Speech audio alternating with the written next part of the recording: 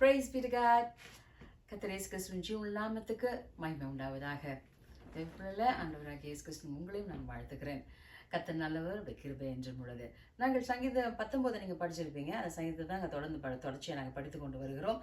அதை குறித்து நான் மீண்டும் மானம்னு ஒரு கருத்தை நாங்கள் இன்றைக்கு பார்க்க போகிறோம். சரிங்களா? சரி, என்ன பார்க்குறோம்? கர்த்தருடைய வசனத்தை பற்றி படிக்கும்போது 10ஆம் வசனம், கர்த்தருடைய வசனம் பொன்னிலும் பசும்பொன்னிலும் விரும்பப்படத்தக்கதும் தேனிலும் தெளித்தேனிலும் மதுரமாக இருக்கிறது. அது ஏன் மதுரம் விரும்பப்படத்தக்கதாக இருக்கிறது? அது ஏன் பொன்னிலும் பசும்பொன்னிலும் விரும்பப்படத்தக்கதாக இருக்கிறது? ஏன் தேனிலும் தெளித்தேனிலும் அது மதுரமாக இருக்குது? அப்படிதான் ஒன்று ஒன்றா பார்த்துட்டு வரோம்ல. அதுக்கு ஆன்சரும் எங்கே இருக்குது? அதே வசனத்தில் தான் இருக்குது, அதே சங்கீதத்தில் தான் இருக்குது. ஸோ முதலாவது நம்ம பார்த்தோம், வேதம் குறைவற்றதாக இருக்கிறது, ஆத்துமா உயிர்ப்பிக்கிறதா இருக்கிறதுன்னு விளக்கங்களை கொடுத்தாச்சு. செகண்ட் பார்த்தோம், என்ன பார்த்தோம்? நேற்றுக்கு போன வாரம் கர்த்தருடைய வசனம் அது சத்தியம் பேதை நியாயமாக்குறது. இப்போ இன்னைக்கு என்ன பார்க்க போறோம்னா, கர்த்தருடைய நியாயங்கள் செம்மையும் இருதயத்தை சந்தோஷிப்பிக்கமா இருக்கிறது. இந்த பகுதி மட்டும் தான் நாங்கள் பார்க்க போறோம். சரிங்களா? இந்த நியாயங்கள் அப்படிங்கிற வார்த்தை செம்மை, சந்தோஷிப்பிக்கிறது, இந்த 3 காரியங்களை தான் நாங்கள் குறிப்பாக கவனிக்க போகிறோம்.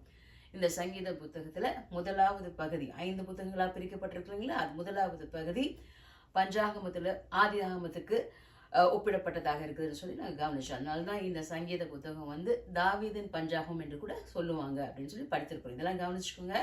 ஓகேங்களா? குட். இப்போ கவனிங்க, இந்த வசனத்தை பாருங்களேன்.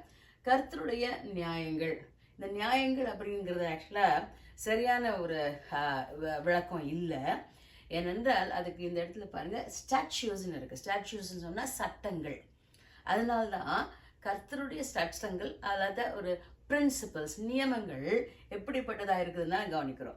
அப்போ தேவனுடைய சட்டங்கள் அது என்ன பண்ணுதான்? வாழ்க்கை முறையை சீர்படுத்துகிறதாக இருக்கு. சட்டம் எதுக்கு சொல்லுவாங்க? சட்டம் ஒரு தேசத்துல அந்த சட்டம் இருந்தால் தான் ஒழுங்குமுறையாக இருக்கும், இல்லைங்களா? அப்போ அந்த ஒழுங்குமுறை இல்லைன்னு சொன்னா, சட்டம் போயிடுச்சுன்னு சொன்னா நீதி கெட்டு போயிடும், அங்க இருக்கிற ஒழுங்கின வந்துடும். இதுக்கு தான் சட்டம் ஏற்படுத்தி வைப்பாங்க, அது இப்படி நடக்கிறதுக்காக. அப்போ அது மாற்ற முடியாததாக இருக்கிறது. எந்த காலத்திலையும் பார்த்தீங்கன்னா சட்டங்களை மாற்ற முடியாது. அப்போ நம்ம தானியல் புத்தகத்துல 6ஆம் அதிகாரத்துல பார்க்கும்போது தரியு ராஜா கிட்ட கேட்பாங்கல்ல, தானியலை கொண்டு போய் போடணும். அப்போ இயற்றப்பட்ட சட்டம் மாற்ற முடியாது, ராஜாவே மாற்ற முடியாது. அதான் சட்டம். நம்ம ஊர்ல சொல்லுவாங்க சட்டம் ஒரு இருட்டறைன்னு சொல்லி, அது வேற விஷயம். ஆனா இங்க கர்த்தருடைய சட்டம் இருக்கிறது, அது ரொம்ப நேர்மையானது, அது மாற்றக்கூடாதது. சரிங்களா? இப்போ இந்த நம்ம வசனங்களை படிக்கும் பொழுது, கர்த்தருடைய வார்த்தை குறித்து படிக்கும் போது, கர்த்தருடைய வேதம், அதுக்கப்புறம் கர்த்தருடைய சாட்சி, கர்த்தருடைய நியாயம் அப்படி படிக்கிறோம்ல. அப்போ இதெல்லாம் தேவனுடைய வார்த்தையில் இருக்கிற வித்தியாசமான வேறுபட்ட அம்சங்கள், aspects of the world of காட்னு சொல்லலாம். ஏன்னு பார்த்தீங்கன்னா, இதையே நீங்கள் ஆதியாகம புத்தகத்தில் 26ஆம் அதிகாரம் 4ஆம் வசனத்துல கர்த்தர் சொல்லும் போது சொல்றாரு, ஆபிரகாம் என் சொல்லுக்கு கீழ்ப்படிந்து, கவனிங்க, என் விதிகளையும் என் கற்பனைகளையும் என் நியமங்களையும் பிரமாணங்களையும், இப்ப அத்தனை இருக்கு, இதையெல்லாம் ஆபிரகாம் தேவன் சொல்லி கொடுத்தபடியே கை கொண்டபடினாலதான் அந்த ஆசீர்வாதத்தை பெற்றுக்கொண்டார், இல்லைங்களா? அதே மாதிரிதான் நமக்கு ஆசீர்வாதம் உண்டாகணும், நாங்க பாக்கியவான்களா இருக்கணும்னு சொன்னா அதுல வேதம், கர்த்தருடைய சாட்சி, அத வேதம்ங்கிறது பிரமாணம், லா. அது இங்கிலீஷ்ல அழகா இருக்கு.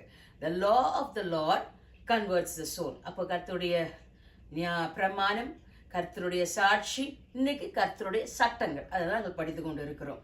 அப்ப கவனிங்க, அது மாற்றக்கூடாதது, அது சரியானது, அது மாத்திரம் இல்ல, வாழ்க்கை முறையை சீர்படுத்துகிறதாக இருக்கிறது. It brings it all into order என்று சொல்லி நாங்கள் கவனிக்கிறோம். அடுத்தது பாருங்களேன், கர்த்தருடைய வார்த்தை செம்மை.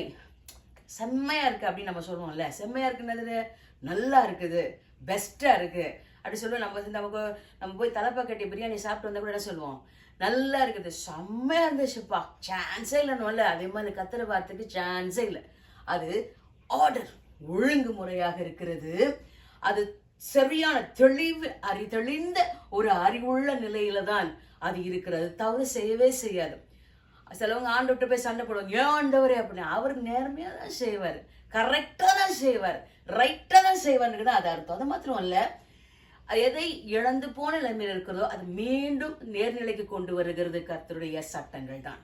இதுதான் சட்டம், இதில் தான் நடக்கணும் அப்படின்னா அதில் தான் நடக்கணும் நம்ம.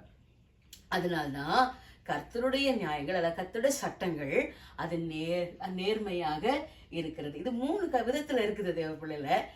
நேர்மையானவன் அப்படின்னு சொன்னா அது நவுன், பெயர் சொல்லு அப்படின்னு சொல்லுவாங்க இல்லைங்களா. அப்ப கர்த்தருடைய வார்த்தை நேர்மை. ஸோ திட் இஸ் அதில் ஒரு பெயர் சொல்லை பார்க்கிறோம். அதே இந்த பெயர் சொல்லை மிகைப்படுத்தி சொல்லுகிறது தெரிந்த அறிவுள்ள நிலைமை, இது சவுண்ட் மைண்ட். அவன் நேர்மையானவன், தெளிந்தவன், தெளிந்த ஞானம் உள்ளவன், தெளிந்த சிந்தனை உள்ளவன் அப்படிங்கிறது. முன்னாடி பாருங்களேன், இது வினை சொல், இதை கொண்டு வருகிறது, அந்த நிலைமைக்கு கொண்டு வர வினை சொல்ல செய்து தொழிலை குறிக்கும் சொல், வினை சொல்லுதானே, அந்த வினையை அது சொல்லுகிறது. அப்போ இது 3 நிலைமையிலையும் கர்த்தருடைய வார்த்தை செயல்படுகிறதாக இருக்கிறது. அதனால்தான் கர்த்தருடைய சட்டம் அதுதான் கரெக்ட், அதுதான் ரைட் அப்படின்னு சொல்லி அந்த வேதம் நமக்கு கூறுகிறது. அடுத்த பகுதி பாருங்க, கர்த்தருடைய வேதம் அது ரைட்டா இருக்கிறதுனால இருதயத்தை சந்தோஷிப்பிக்கிறது. ஏன் இருதயம்னு சொன்னா, இருதயத்துலதான் எல்லா விதமான உணர்ச்சிகளும் வருகிறது. கவலை, துக்கம், சந்தோஷம், காதல், பாசம், கசப்பு, வெறுப்பு எல்லாமே அங்கதான் இருக்கு. சோ அந்த இருதயம் தேவனுக்குள் சந்தோஷப்படணும்னு சொன்னா இந்த சட்டங்கள் தான் அதை சந்தோஷிப்பிக்கிறதாக இருக்கிறது. அதனாலதான் அது ரொம்ப முக்கியம். கர்த்தர் வசனம் சொல்லுகிறது இருதயம். அது மாத்திரம் இல்ல, இந்த நீதிமொழிகள் 14ஆம் அதிகாரம் 10ஆம் வசனத்தை படிச்சீங்கன்னா என்ன சொல்லிருக்குன்னா, இருதயத்தின் கசப்பு இருதயத்துக்கே தெரியும், அதன் மகிழ்ச்சிக்கு அந்நியன் உடந்தையாகான். ஸோ இருதயம் பாருங்க, உள்ள வெளியில அப்படியே சிரிச்சு பேசாம உள்ள அழுதுகிட்டு இருப்பாங்க, கேள்விப்பட்டிருக்கீங்களா? அப்போ உள்ளான மனிதனில் ஒரு மகிழ்ச்சி வேணும், உள்ளான மனிதனை சந்தோஷப்படுகிறது தான் கர்த்தர் வேதம் தான் சந்தோஷப்படுத்த முடியும். கர்த்தர் வேதம் தான் இல்ல. இது உலகத்துல தேவ பிள்ளைல everybody may have different relations இருக்கலாம். நிறைய மக்கள் அவங்களுக்கு உறவுகள், நட்பர்கள் எல்லாமே இருக்கலாம். ஆனா இந்த இருதயத்துக்குள்ள ஓடுகிற காரியம் அநேகருக்கு தெரியவே தெரியாது. இவன் ஏன் இப்படி போய் இந்த முடிவை எடுத்தான் அப்படின்னா அவன் இருதயத்துக்கு தான் தெரியும். அதனால்தான் கவனமா இருக்கணும். அதனால்தான் 4ஆம் அதிகாரம் நீதிமொழியில சொல்லியிருக்கு, எல்லா காவலோடும் இருதயத்தை காத்துக்கொள்ளு. Where the heart is, where the heart, that's where the treasure is. எங்க பொக்கிஷம் இருக்குது அங்கதான் இருதயமும் இருக்குமா. அப்ப உங்க பொக்கிஷம் கர்த்தர் வசனத்தில் இருக்குதுன்னு சொன்னா, உங்க பொக்கிஷம் கர்த்தருடைய சட்டங்களை நம்புகிறது என்று சொன்னால் அந்த இருதயம் சந்தோஷப்படும் என்று நாங்கள் கவனிக்கிறோம். அடுத்த காரியம் பாருங்களேன். அப்போ இருதயத்தின் உண்மையான சந்தோஷம் என்னன்னு பாத்தீங்கன்னு சொன்னா, கர்த்தருடைய சட்டங்கள் என் பட்சத்தில் தான் இருக்கிறது என்று இருதயம் உணர்ந்து கொள்ளும் பொழுது அது மகிழ்ச்சி அடைகிறது. When God does something for me, அது எனக்காக தான் செய்கிறார். இந்த சட்டங்களை எனக்காக ஏற்றி இருக்கிறார். என்னை வழிநடத்தி ஒழுங்குபடுத்த முடியாய், என்னை ஆசீர்வதிக்க முடியாய் என்று சொல்லி அந்த இருதயம் உணர்ந்து கொள்ளும் பொழுது அதற்கு உள்ளான மனிதனிலே ஒரு மகிழ்ச்சி உண்டாகிறது என்று நாங்கள் காணக்கூடியதாக இருக்கிறது. அப்போ இந்த சங்கீதக்காரன் எழுதும் போது நிறைய வசனம் இருக்கு. இதுல எனக்கு பிடிச்ச 2 வசனம் உங்களுக்கு சொல்லி கொடுக்குறேன் பாருங்க. 119ஆம் சங்கீதத்துல 103ஆம் வசனம் பாருங்க, உமது வேதம் என் மன மகிழ்ச்சியா இராதனால் நான் துக்கத்தில் அமிழ்ந்து போயிருப்பேன். எத்தனை பேர் சொல்லுவீங்க அந்த மாதிரி? இல்ல, ஆண்டவரே உங்களோட வேதம் தான் என்னை ஆறுதல் படுத்துகிறது, வேதம் தான் என்னை ஆசீர்வதிக்கிறது, வேதம் தான் எனக்கு சந்தோஷமா இருக்கிறதுன்னு சொல்லுகிறோம் இல்லையா? அடுத்த வசனம் பாருங்களேன், 162, அதே 119 162. மிகுந்த கொள்ளை உடைமையை கண்டுபிடிக்கிறவன் மகிழ்கிறது போல உங்களுடைய வார்த்தையின் பேரில் மகிழ்கிறேன். ஒரு வாக்குத்தத்தம் நமக்கு வந்துருச்சுன்னா, அப்பா ஆண்டவர் சொல்லியிருக்கிறார், அவருடைய சட்டம் அது கரெக்டா இருக்கும், கர்த்தனை கைவிட மாட்டார் அப்படிங்கிற ஒரு நம்பிக்கை உண்டாகிறது இல்லைங்களா? அந்த ஒரு வார்த்தை உண்டாகிறது இல்லையா? உதரவு நான் ரொம்ப ஒரு ஆஸ்டியோபிராசிஸ் அப்படிங்கிற ஒரு கஷ்டத்துக்குள்ள இருக்கும் பொழுது முதுகுல இந்த எலும்புல பெரிய ஓட்டை. அப்போ ஆண்டோட வார்த்தை வருது, உன் எலும்புகளை நினமுள்ளதாக்குவேன். அவ்வளவுதான்.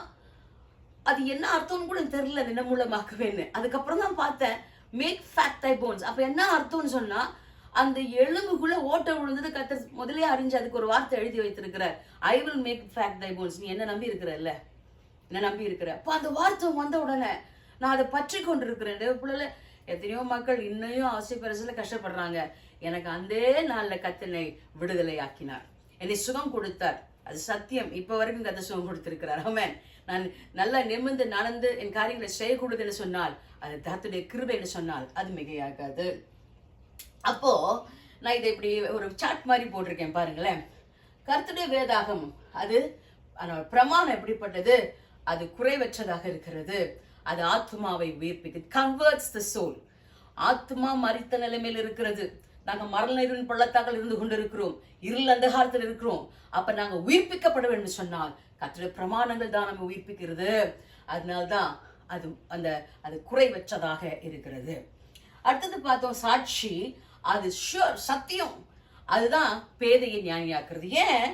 உயிர்ப்பிக்கப்பட்ட ஆத்மா அப்படியே விடக்கூடாது. அது எரிந்து அதன் பேதமை நீங்க வேண்டும்.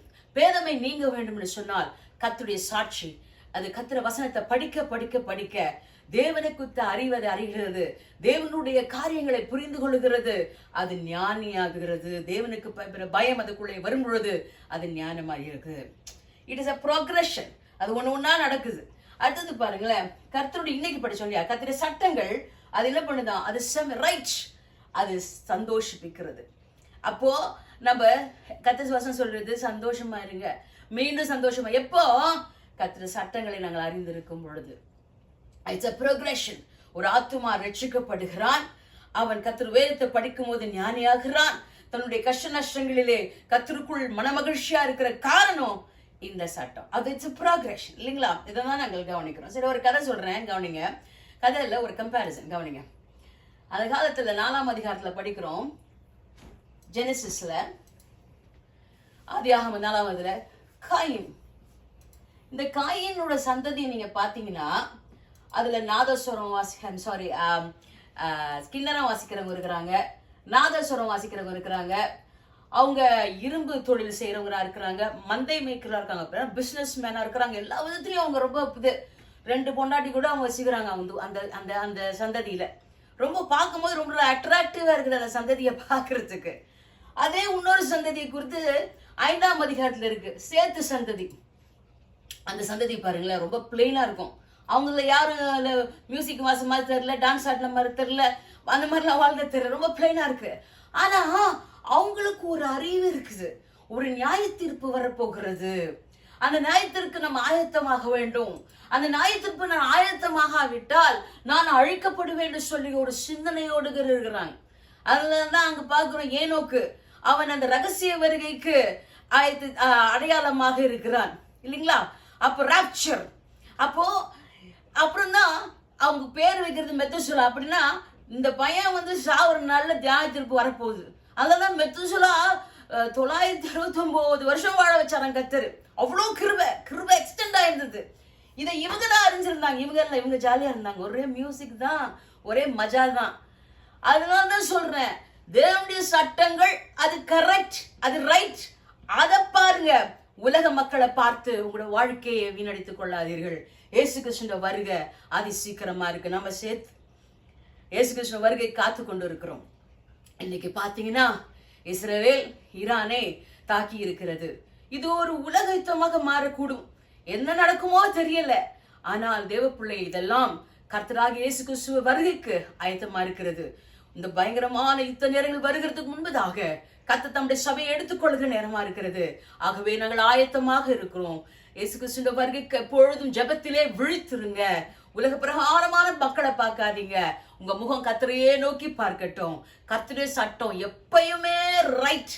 அது நம்ம இருதயத்தை சந்தோஷப்பிக்கட்டும். கண்களை மூடி ஜெபிக்கலாம். தேவ பிள்ளைல, நான் சோர்வடைந்திருக்கிறேன், என் வாழ்க்கையில ஒண்ணுமே நடக்கலையே, நான் கஷ்டப்பட்டு கொண்டிருக்கேன் நினைக்கிறீங்களா? இல்ல, நீங்க சரியான பாதையில தான் இருக்கிறீங்க. ஆண்டவர் உங்களை கைவிட மாட்டார். கண்களை மூடி ஜெபிக்கலாம், ஆண்டவர் சமத்துல ஒப்பு கொடுக்கலாமா? தகப்பனே, இந்த நேரத்துல கூட கர்த்தாவே உங்களுடைய வார்த்தைக்காய் நன்றியோடு ஸ்தோத்திரிக்கிறோம்பா.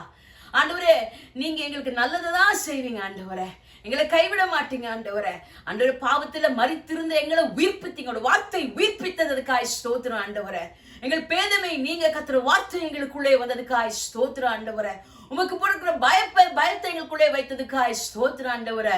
இன்னைக்கு அத்துடைய சட்டங்களை ஆண்டவரே எங்களை அது சரியானது, அது செம்மையானதுன்னு சொல்லி எங்களுக்கு போதித்து கொடுத்ததுக்காய் ஸ்தோத்திரம் ஆண்டவரே. ஆபிரகாம் எப்படி உம்முடைய விதிகளையும் நியமங்களையும் பிரமாணங்களையும் கட்டளைகளையும் அவன் கீழ்ப்படிந்து கை கொண்டபடினால் ஆசீர்வதித்தீரோ, அப்படியே இந்த வேதத்துக்கு நாங்கள் கீழ்ப்படிந்திருக்கும் பொழுது கர்த்தர் எங்களையும் ஆசீர்வதித்து எங்கள் சந்ததியும் கர்த்தாவே அந்த பெரிய அழிவுக்கு தப்புவிப்பீர் நாங்கள் விசுவாசிக்கிறோம்.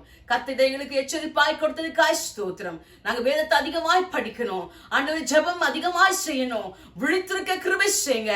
எக்கால சத்தம் துணைக்க போகிறது, நாங்கள் ஆண்டவர் எச்சரிக்கையாக கிருபை செய்யுங்க. இந்த நாளில் எங்களோடு இடைப்பட்டதுக்காய் ஸ்தோத்திரம். மிகுதியான ஆராதனை வழக்கத்தில் பொறுப்பெடுப்பீராக. இந்த ஜெபித்துக் கொண்டிருக்கிற ஒவ்வொரு பிள்ளைகளுக்குள்ளும் வேதத்தை வாசிக்க வேண்டும், ஜெபிக்க வேண்டும் என்கிற அதிகமான உணர்வு ஏற்படட்டும் கர்த்தாவே. ராக்காலில் எழுந்து ஜெபிக்கிற அனுபவங்களை தாங்க ஆண்டவரே. குறித்த ஜாபத்துகள் கண்கள் விழித்துக் கொள்ளட்டும் இயேசுவின் நாமத்தினாலே. அந்த காலத்தின் கிரியைகளை இயேசுவின் நாமத்தினாலே நிர்மூலமாக்கி போடுகிறேன்.